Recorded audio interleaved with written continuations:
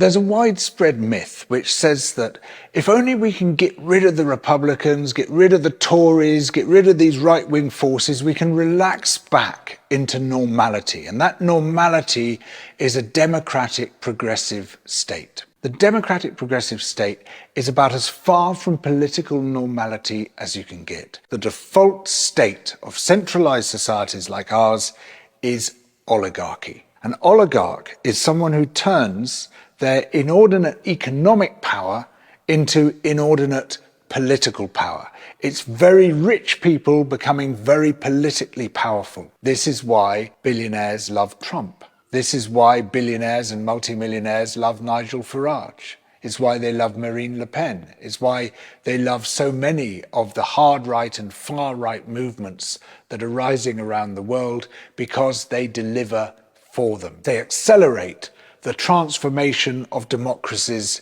into oligarchies. That is where we are heading unless we produce massive counter movements. And we can't rely on bland, white bread, centrist politicians to prevent the rise of oligarchy. People like Keir Starmer, people like Joe Biden, they can't do it. They don't have that sort of power to mobilize people. They are trying to play both sides at the same time. They're trying to appease the oligarchs to get them off their backs, and they're trying to appeal to the people at the same time. You cannot ride both horses. One of those horses is going to fall away, and what falls away is popular support. Because if your program is not meeting people's needs, people will look elsewhere. And so you find yourself riding the oligarch's horse, not the people's horse. And what we're seeing now is the return, big time, of oligarchic power. And this is a phenomenon we see throughout history.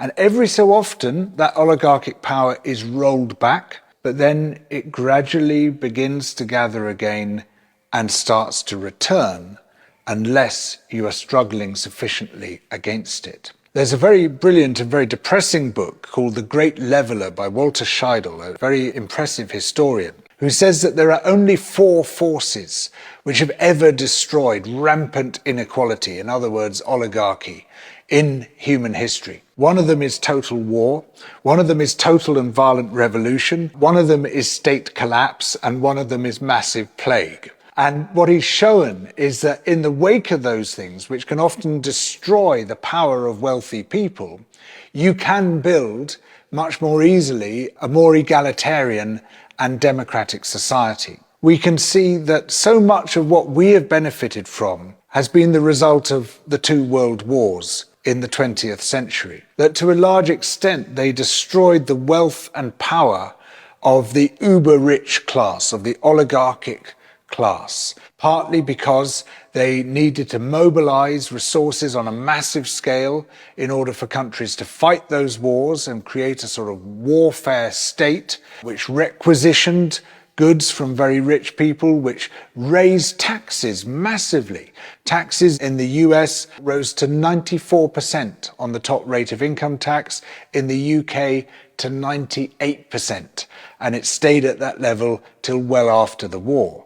In the UK, there was a luxury goods tax as well of 100%, and these taxes were seen as necessary to fund the war effort. And there were a whole load of other forces, like the physical destruction of capital, which took place on a large scale, the loss of colonies in which a lot of capital had been invested, the rationing systems, which made it impossible for very rich people to maintain their undemocratic positions, and their power was broken.